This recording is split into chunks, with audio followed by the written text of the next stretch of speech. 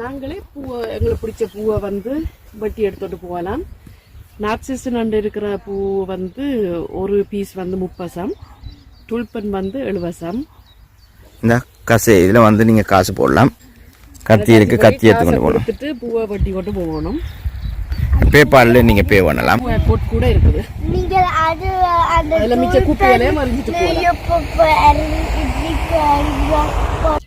அடியில் இருந்து வெட்டட்டா மட்டும் போட்டு கிடக்குது.